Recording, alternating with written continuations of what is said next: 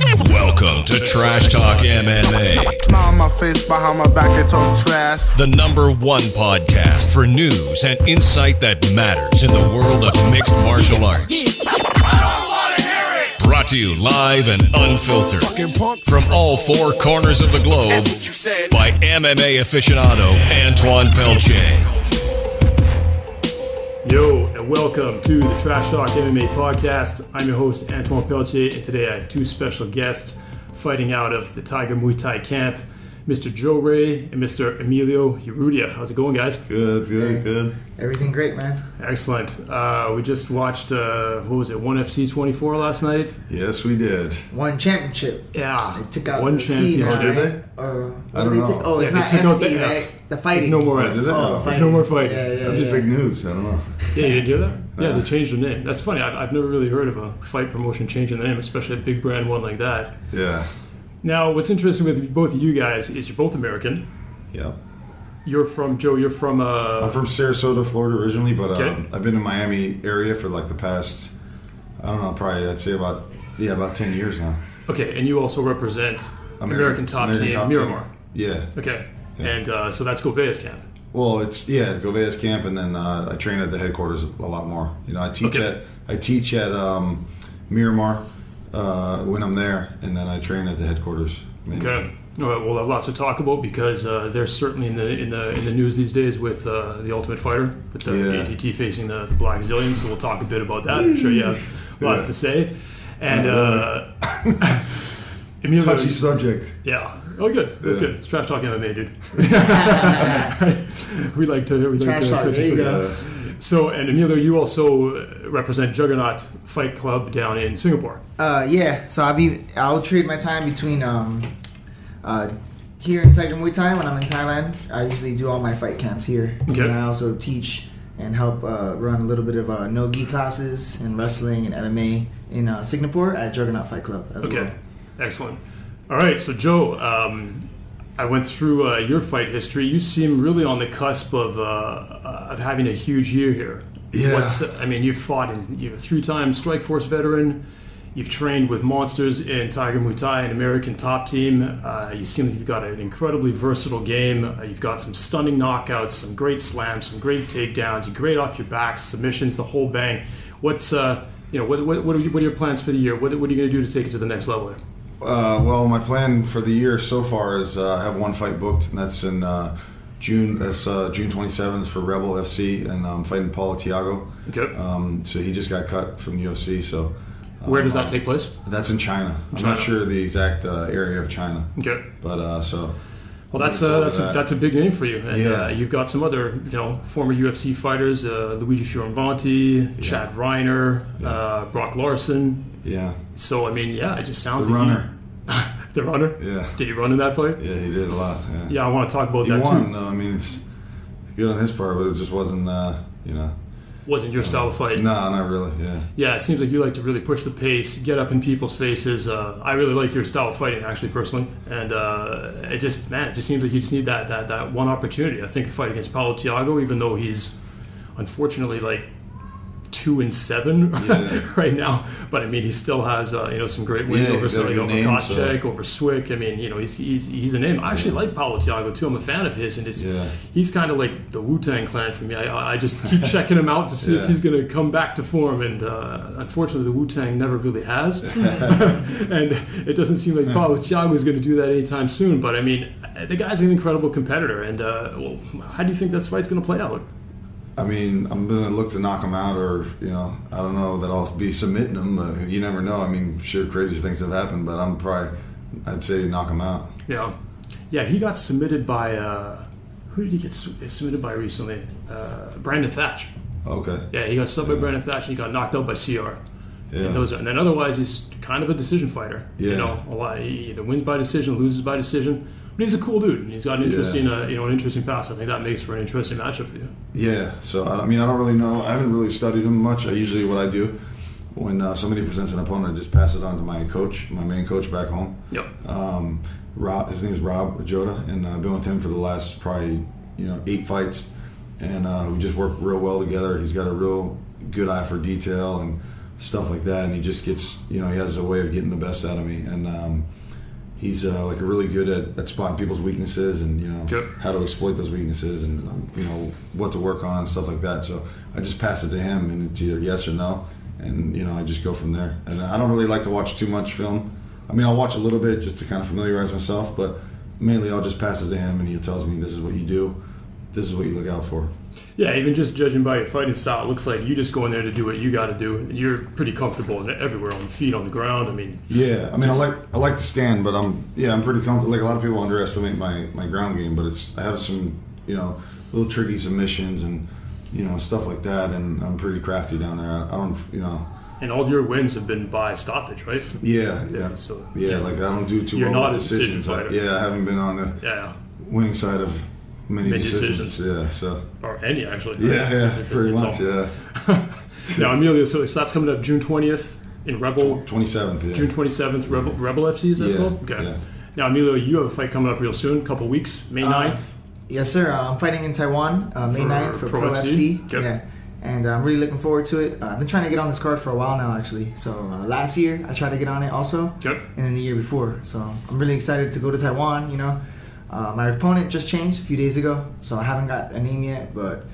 so you don't know who you're fighting right now? It's a Korean guy. I think he's a teammate of Kai Kara's opponent. Okay. So it should be pretty cool, Tiger Muay Thai versus Team Korea right now. I'm not sure what the gym is yet, but I'll get some more details pretty soon, but, I'm Now, you're not as deep in your career as Joe is. What are you, 4-1? Yeah, right now I'm 4-1. We like to say 4-0 because that one doesn't really count because it wasn't. I noticed it's not technically recorded, I guess. Yeah, I noticed a couple of different records for you online that there is a 4-0 and 4-1. What's your side of the story? We'll just forget about that. That's what was funny. I was thinking about what I was saying on the way here. Nobody's asked me about that yet. Well, I did lose my last fight. It's a pro fight, so I did lose in January just recently. Okay. And this is gonna be like so. So why do we not want to count that? I'm 4-1. Sherdog hasn't picked it up, and I know that's why. A lot of the databases for some reason haven't seen the show or whatnot. I don't know why, but I have no problem with it. I'm tough. That's my 5th fight, so I'll be working on my 6th fight now. Pretty early in my career. So how would you define your fighting style? Definitely a grappler base first, but I'm not afraid to fight, and everything anybody who sparred me or fought me would pretty much know that, I like to mix it in, I like to close the distance and just, kind of make it ugly, it's been kind of my style lately, and I think, as I get more fights, I want to get a little bit cleaner, a little bit more polished, especially in striking and stand up. Yeah. But, right now there's no I got strong grappling, I know I got a good motor, so there's no doubt, there's no question pretty much what I'm going to do. If I can get you down on the mat and work my game, that's what I'm going to do. I'm always going to take the fight to where I'm going to be able to win it. But like I said, I feel like I can attack somebody where they're not so good. Maybe that's where I can win sometimes. Now you're based entirely in Southeast Asia. I mean, you're living and training in Singapore, and then how do you divide your time between Juggernaut and Tiger Muay Thai? Yeah, that's pretty tough, man. Because I came here. I was also born in Miami, Florida. And then, did you guys know each other back there? Yeah. Okay, so you guys been buddies for a while? Training buddies? Yeah, since we first started training at our first gym, I think. Right? Yeah, years ago. Yeah, funny story. Actually, it's kind of crazy how I even ended up here because I think Joe's probably one of the main reasons why I ended up in Thailand to begin with. Okay. So he was already here for about 6 months when I first signed up to train. So I'm a little bit later in the game than him. And when I was training at the gym, he was already here doing Muay Thai fights, and I was kind of like following his game over here because he was representing the gym that I was training at over there, So then that was kind of like one of my big goals. Like within my first month of training, I used to see all these videos and blogs of all these guys out here in Thailand training, hitting pads and taking these Thai fights. And it's kind of like the first time you see like, foreigners out here doing things, especially for Americans at least. First time I've seen it, Yeah, I think a few years ago it seemed so exotic to do that, but now it's and I'm seeing it because I've been out here just interviewing a bunch of guys like you for 3 months, and it's just a deluge of people, And I want to talk about that because you guys have both had experience. Have you had all your fights in Southeast Asia? All my fights, I made my pro debut in Asia. Yeah, okay. So all my fights have been abroad. I have 5 amateur fights. I have 5 amateur fights in the States, and then I came to Thailand to prepare for my pro debut in Miami. Yeah. And then one thing led to another, and I ended up living. I haven't gone back, Yeah. Okay. Yeah, I left for 5 weeks. That's typical though. I left for a 4-week camp to learn Muay Thai,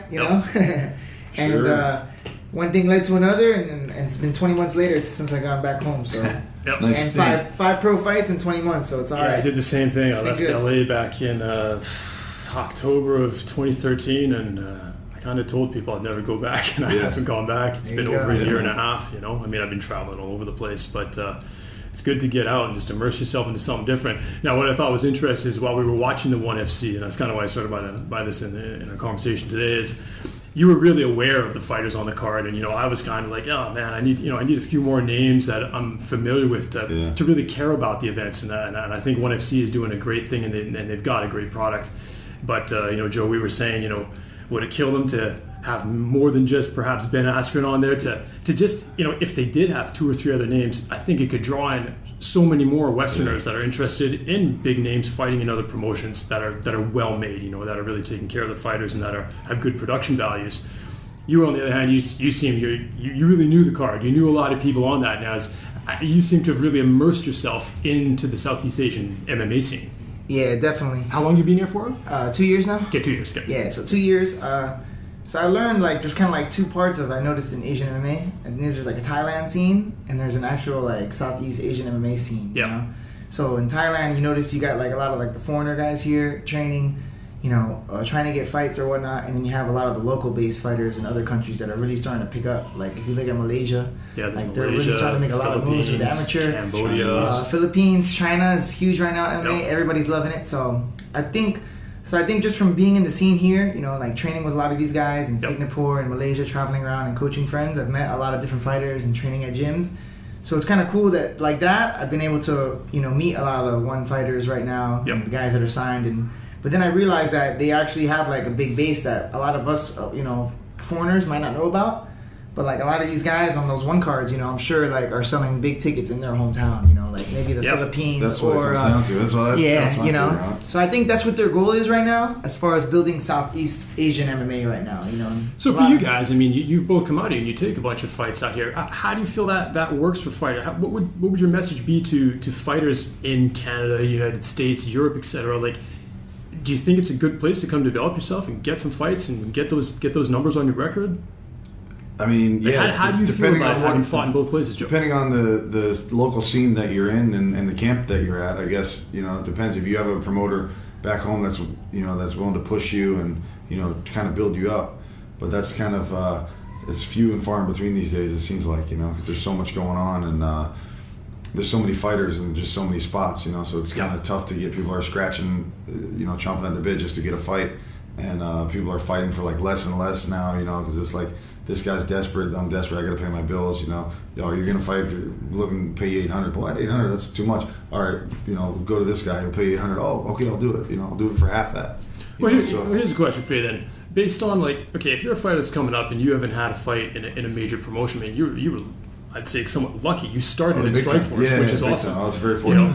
But for somebody who's coming up in these regional promotions, do you think that there's a difference in quality on his record of saying, hey, I've had a fight in Malaysia, or I've had a fight in Singapore, or I've had a fight in Miami? Well, yeah, it just depends. I mean, there's a disparity in skill level, as far as... So how far, as a whole, what's that disparity level in your opinion right now? I think that the guys back in the States, they're more so a wrestling base and maybe more so well-rounded, better taught. Whereas it's kind of new out here. The sport's been implemented for so much longer there. So right? So it's kind of new here. So they're kind of just kind of finding themselves, and maybe they're a little bit more one-dimensional. And it's the feedback I've got from a lot of people that there's exponential progress occurring here, but that the level in general is still behind North America. Simply because it hasn't been implemented as long. Emilio, you're shaking your head. What are your thoughts? I don't know, man. I don't think so, dude. I think people have been saying that for a long time. But as a whole, though, I think. As a whole, overall, for sure. California, there's some meccas in America where there's some studs over here. California, I'll tell you what, man. I got a fellow friend of mine that I coach with in Singapore. He's from California, and it's a rough scene over there, man. There's definitely a higher level in the States, but there's some high level out here, man. You know, and who are some of the guys that you think that are sort of bred here in Southeast Asia that are gonna help put? Are you talking about like? Well, there's there's a couple foreign fighters, that have really made a name for themselves in Southeast Asia, and there's also like a lot of local guys that I feel like now are starting to make a name or push their backgrounds. Yep. So it depends, really. I know there's some big Japanese names right now. China's starting to make like a big run. But I guess overall, Japan has always been a mecca. Japan's always had its big names, but they struggled tremendously in the UFC. Striking, I like the striking in Asia though, man. Yep. Like the Filipinos can strike, man. Like a lot of these, the Koreans, tough, man. Like Road FC, Top FC. So it's overall, I think it's pretty evenly spread. But like I said, I guess I have to agree overall. As a whole. As a whole, for sure. There's exceptions, but I wouldn't say it's like a disparity. Like I think people think they can just come over here and they're just gonna run through people like with just some average wrestling. And I think if you think that, you're gonna get soccer kicked in the face. Depends on the promotion too. The rule set's different. So it's nice. One of the things I do love about Asian and fighting in Asian is the Asian MMA culture. It's definitely different. Yeah, it's definitely better. The fans definitely appreciate you more. I'll tell you what, man. Recently, I was in Miami. And I went to one local show, and I wasn't too impressed at all. I wasn't impressed with the fighters. I wasn't impressed with the atmosphere, and I wasn't impressed with the show. And that show was kind of... that might have been the show, though. So I don't want to say... I think that show was just... But I'm telling you, more like a social outing. There's some nice shows out here right now. There's a lot of people making big moves. So it's an exciting place to be. It's an exciting place to be. So let's flip the conversation back to American Top Team, Joe. You obviously represent them. You've trained there. You fought with these guys. Right now, there's they're on the Ultimate Fighter fighting the Blackzilians. It's a totally new format, team versus team. I actually watched the first episode. The fight wasn't the all-out barn burner that they're going to make it out to be. It was still decent, but it seems like it's an interesting new angle for the show. And interestingly, it's your weight class, welterweight. Were you ever up for consideration to be part of that show? Yeah, it was. I was originally, they approached me and they were like, the coach is like, yo, do you want to? I walked in the gym like, yo, do you want to be part of the, Ultimate Fighter or whatever? They're doing like a new kind of concept, this, and this. I was like, yeah, for sure, definitely. They're like, all right, make yourself available. We're not making any promises, but you could be part of, you could be part of it. Just make yourself available. We're gonna do like a little training camp with the guys, so just to get everybody ready and stuff like that. So long story short, it came time, they picked the guys, and I guess they didn't feel that I was good enough to be on the team, so because they left me out, they put me as a first alternate. Okay. And then it came time again to I don't know that I can really say. I can't really say about it because the show hasn't come out yet. Yeah. But I kind of got I don't know. I kind of felt like I got. It wasn't a good situation. We'll just keep it at that. Yeah. We'll keep it at that. Is that an opportunity you would have absolutely really like to jump on if you could? Yeah, I would have loved to, but I just look at the silver lining. Like I don't know how I would have been in that house, because it's like, however much amount of time you have to spend in the house with no outside stimulation, like no internet, no phone, no, you can't even really bring a book in there from what I understand, unless it's like something religious. So I don't know. It's pretty stringent, isn't it? I wonder why. I understand the concept of immersing yourself into the training, but I mean, you're already part of ATT at that point. You're part of the Blackzilians. You're immersed in training like a mofo at that point. I was actually almost quite surprised that the show asked them to be in a house. It's almost like, hey, you've got your camps. What's pretty crazy is how they fight in the gyms, though. Yeah, it was cool. It was awesome. I think that's actually a pretty gritty detail of it. It was a really cool vibe. Yeah, it was they fight in. You go in there and you feel that tension in there. Well, like Dana White flipped a coin at the start. Was it an ATT coin on one side, or one side's ATT, one side's Blackzilian? Whatever it landed on, the first fight took place in the Blackzilians gym. They put a UFC cage in there. Yeah, there was a gym. Yeah, same size and everything, huh? Yeah. I think it might have been a little smaller. It may have been a little smaller, than the actual but it was like their official cage. Wow. They brought it in. They won the fight too, so they get to keep that home advantage. So the next fight, again, and it's an interesting format of how they're choosing the fighters. It's like basically nobody knows the matchup until the day of the weigh-ins. So technically, they have 8 guys on their team. They could make the same guy fight over and over and over and over. They never know who they're going to fight against until the day of the weigh-ins, and then they really only have one day to strategize against the guy. So I'm glad to see that they're flipping cool around concept, the show. man. It's yeah, a cool concept. I was there for the whole time, like the filming and all that. I just wasn't in the house, so I got to see all like the behind the scenes stuff. It was a really interesting look on how they kind of put the show together and all the stuff that goes behind it, and just like it was a good group of guys that were there. Like I'm friends with a lot of them that were on the team. So how many potential fighters at ATT did they have for this? I mean, how many sort of big promotion welterweight fighters do they have on the squad? Yeah, I mean, I don't know. I mean, at 170, the 8 obviously that are on the show, and then I guess like a few other guys, and there's like some up and comers and stuff like that. But I mean, I don't know. I felt like I would have been good enough with my track record to be part of that team. But especially being on TV, because you're a pretty presentable dude and you talk well, and you've got a highlight reel, and you've got a lot behind you. That I was shocked. I was just shocked to see that you went on it. Yeah, it's kind of crazy with all the finishes, Yeah, just my experience level too, which is like there's a lot to be said about that. Yeah, I mean, it sounds like that would have been a really nice fit for you to get that additional exposure to push you over into that next phase of your career, right? Yeah, most definitely. Yeah, it wouldn't have hurt with the money that the Ultimate Fighter was throwing around either. That would have helped my bottom line out too. You know what I mean? Right. So let's also talk about that, because both of you, you're both professional fighters. You both get paid to do that. But what I really like about both of you is that you've already started. I mean, you're relatively young. You're 30, Joe. Yeah. And 27. 27. Okay, and you guys already have some alternative revenue streams coming in. So let's talk a bit about that. Emilio, you're a coach. You're a BJJ coach at Juggernaut. Yeah, I'm teaching in a Juggernaut Fight Club. I wouldn't know about. I mean, it's a great job, and I love it there, man. He's an awesome coach. Don't let this guy sell you short. That's really been like one of my blessings in disguise here. That's been one of my keys to staying in Asia, actually, like that. And my boss over there, Arvin, like the head coach over there, Arvin Lawani, he's a great dude, and he just loves fighters and loves the fight game, and just will do anything for his fighters. So it's really he's a good dude, Arvin. It's a real honor and pleasure to be a part of the Juggernaut family over there in Singapore when I'm away from here. When did you start training there? I went over there in 2013, so I came here for 4 weeks, and then in my last week, I was like, damn, I don't want to leave Thailand. I guess like everybody else thinks, So and then a buddy of mine was like, hey, dude, you wanna teach in Singapore?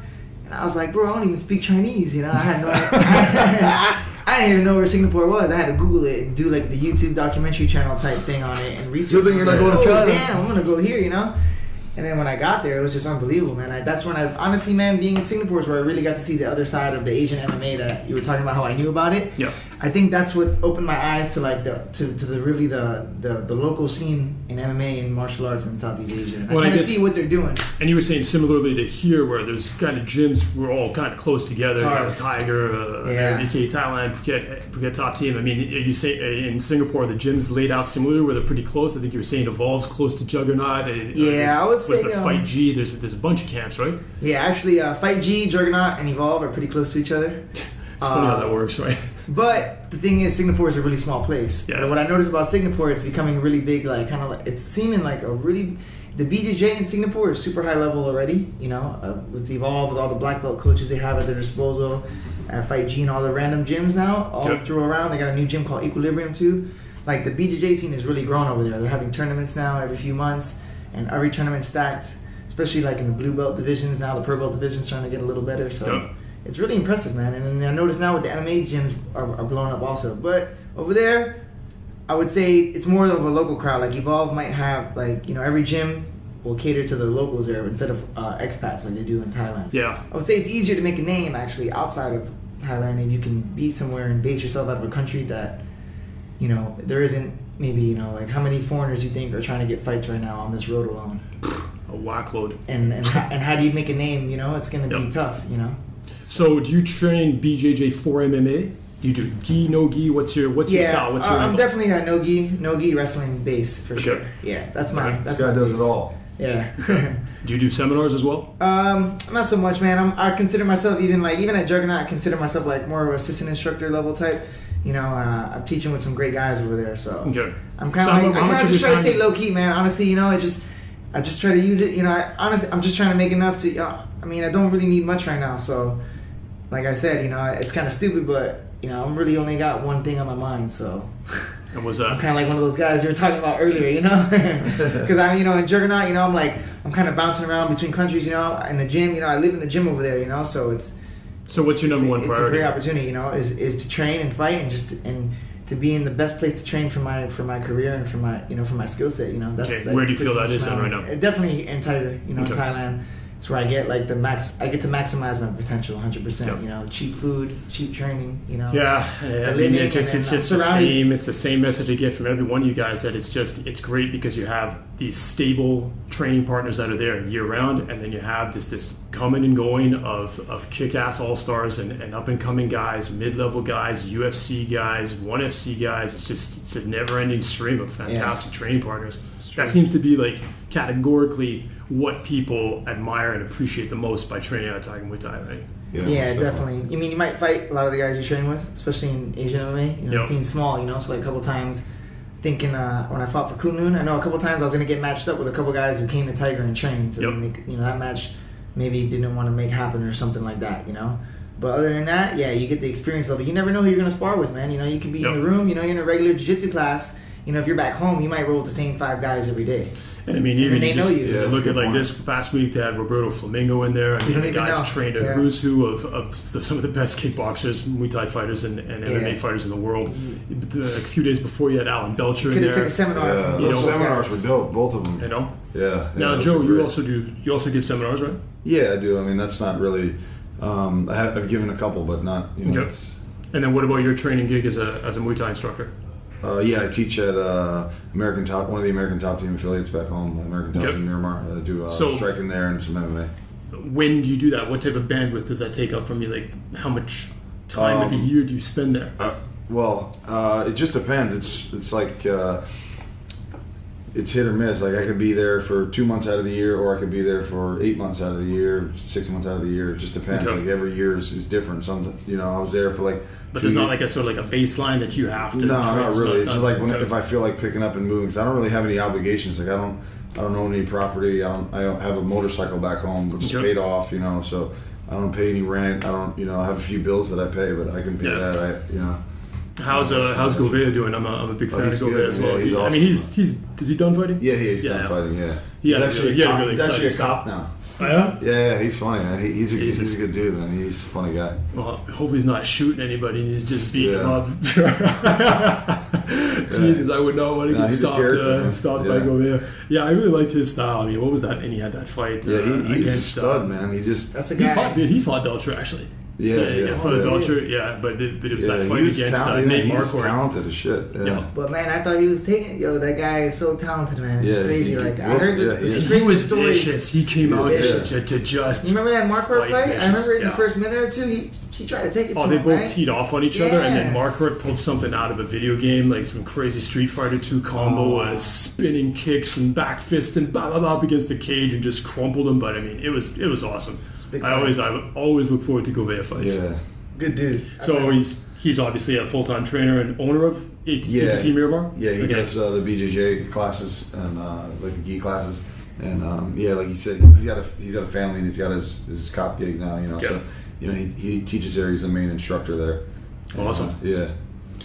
Crazy, man. And then I guess tonight there's the beat down at Tiger. Oh yeah, that's gonna be a good one. Let's eat. Did you guys ever fight in the beatdowns at all or no? Never did. For people that don't know, the beatdowns are the beatdowns are the monthly barbecue that Tiger Muay Thai does, and they let people that are training there. Anybody wants to actually take basically a smoker fight, an amateur fight. Yeah. So just the stuff to taste for food, and everybody gets together. I want to bring out my students from Singapore out here. Yeah. I want to start bringing them out here. For these beatdowns, it's a good amateur experience. They can fight once a month at the end of the month, and they can fight a guy from Tiger, man. So I'm gonna get into that. Actually, I totally forgot. Went home for a bit, but very cool.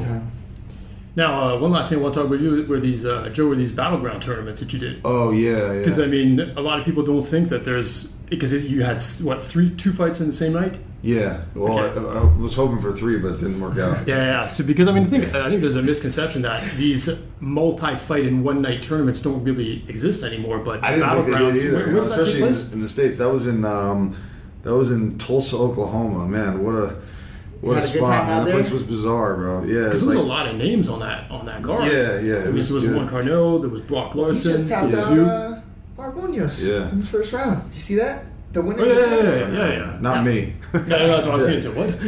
Yeah, I did. Yeah. They got that. Well, I mean, they're saying that Mark Munoz has his last fight, win or lose, is coming up in the Philippines. I think it's time for him to. It just didn't work out for him, then. You know. Or it did, you know. I mean, he had some good fights, but I feel that Munoz was just thrown to the sharks perhaps a bit too quick. You know, he fought nothing but high-level dudes, and I think once you establish your reputation as doing that you can't really back down from it. And then, you know... I didn't really follow him too much, but he's... No, I mean, great dude, and I mean, you know, he's got a lot of qualities. I think people say he's an incredible coach, an incredible wrestler, but it's just funny how, I guess, you got some people in the gym and you got some people in the cage, and it doesn't just... Unfortunately, doesn't always translate to both for everybody that gets involved in the sport. Yeah, definitely. Crazy. Well, listen, guys, that was awesome talking with you. Do you guys want any shout-outs, any sponsors? I mean, no, I'm not really rocking any sponsors right now. So you just got an M on your hat. Yeah, Miami. It was on sale. Sponsored by the city of Miami. I got a shout out for the 305 Miami-Dade County. Everybody back home, I miss and love you all, and that's why I'm fighting over here and trying to make everybody and my family proud. My team banter teammates in Thailand, Tiger Muay Thai, and of course, you know, my family, my second family, Juggernaut Fight Club in Asia. You know, I love you guys, and I'll see you soon. Yeah, awesome. May 9th. Don't forget the Honey Badger 305 Kid. Exactly. So yeah, guys, tune in. Joe Ray's fighting Paulo Thiago at what's the promotion? Rebel FC in China, June 27th. Emilio's fighting. You don't know your opponent yet. Some Malaysian cat, a Korean guy. Somebody who's got a loss on their record. A dead man. That's who it is. He's fighting a dead man on May 9th. Fighting a dead man on May 9th alongside your teammate Kai Kara-France. I've been training with Kai Kara. We're going to bring Joe out there. We're going to get some new stamps on our passport. You're going to be out there as well, Joe? Yeah. Check out a new country. That's what we do, man. Just invade countries. And eat some good food. Very Great cool. shop. Cash checks. Run up the room service bill and dip out. Yeah. Cash checks and snap necks. Or at least choke them. There you go. Excellent, guys. This was the Trash Talk MMA podcast. I'm your host, Antoine Peltier, with my guests fighting out of Tiger Muay Thai, Joe Ray and Emalo Urrutia. We're out of here, guys. Peace. Cool. Peace. Thanks for listening to the Trash Talk MMA podcast. Be sure to visit trashtalkmma.com. On my face, behind my back, they talk trash. And don't forget to follow Antoine on Twitter at Trash Talk MMA. Let us know you're listening. Use hashtag Trash Talk MMA.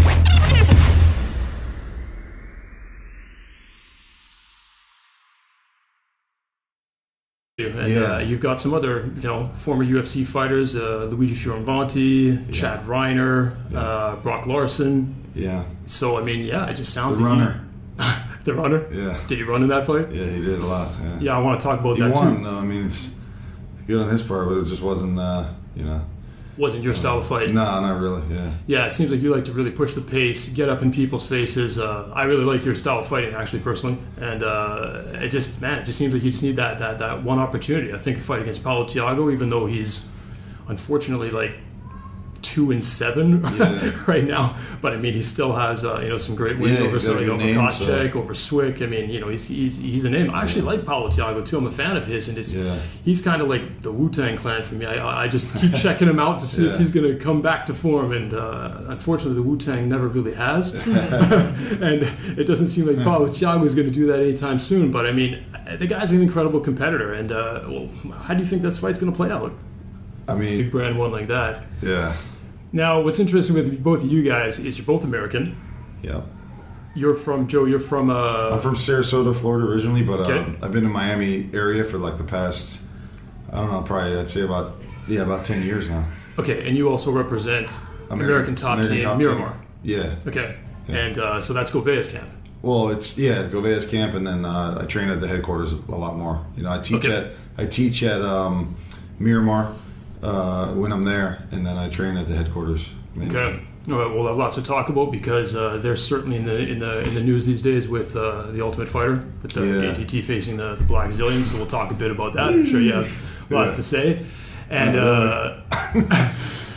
touchy subject. Yeah. Oh, good. That's good. It's Trash Talk MMA, dude.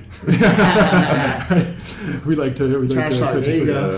So, and Emilio, you also represent Juggernaut Fight Club down in Singapore. Yeah. So I'll trade my time between. I'm gonna look to knock him out, or I don't know that I'll be submitting him. You never know. I mean, sure, crazy things have happened, but I'd say knock him out. Yeah. He got submitted by. Who did he get submitted by recently? Brandon Thatch. Okay. Yeah, he got subbed by Brandon Thatch and he got knocked out by CR. Yeah. And then otherwise he's kind of a decision fighter. Yeah. A lot. He either wins by decision, loses by decision. But he's a cool dude. And he's got an interesting, an interesting past. I think that makes for an interesting matchup for you. Yeah. So I don't really know. I haven't really studied him much. What I do when somebody presents an opponent, I just pass it on to my coach, my main coach back home. Yep. His name is Rob Jota, and I've been with him for the last probably 8 fights, and we just work real well together. He's got a real good eye for detail and stuff like that, and he just gets he has a way of getting the best out of me, and he's like really good at spotting people's weaknesses and how to exploit those weaknesses and what to work on and stuff like that. So I just pass it to him, and it's either yes or no. Here in Tiger Muay Thai, when I'm in Thailand, I usually do all my fight camps here. Okay. And I also teach and help run a little bit of no-gi classes and wrestling and MMA in Singapore at Juggernaut Fight Club as well. Excellent. All right, so Joe, I went through your fight history. You seem really on the cusp of having a huge year here. Yeah. You've fought, you're a 3-time Strikeforce veteran. You've trained with monsters in Tiger Muay Thai, an American top team. You seem like you've got an incredibly versatile game. You've got some stunning knockouts, some great slams, some great takedowns. You're great off your back, submissions, the whole bang. What are your plans for the year? What are you going to do to take it to the next level here? Well, my plan for the year so far is I have one fight booked, and that's in June. That's June 27th for Rebel FC, and I'm fighting Paulo. Okay. So he just got cut from UFC. So. Where does that take place? That's in China. I'm not sure the exact area of China. Okay. But so. Well, that's a big name for you. Welcome to Trash Talk MMA. Smile on my face, behind my back, they talk trash. The #1 podcast for news and insight that matters in the world of mixed martial arts. Brought to you live and unfiltered from all 4 corners of the globe by MMA aficionado Antoine Pelche. Yo, and welcome to the Trash Talk MMA podcast. I'm your host, Antoine Pelche, and today I have 2 special guests fighting out of the Tiger Muay Thai camp, Mr. Joe Ray and Mr. Emalo Urrutia. How's it going, guys? Good. Everything great, man. Excellent. We just watched, ONE FC 24 last night? Yes, we did. One championship. Yeah. They took out one the C now, championship. right? Did they? I don't know. It's Yeah, not they took out FC, the F. right? The fighting. There's no more F. Did they? There's no more fighting. That's big news. I don't know. Yeah, you didn't hear that? Yeah, they changed the name. That's funny. I've never really heard of a fight promotion changing the name, especially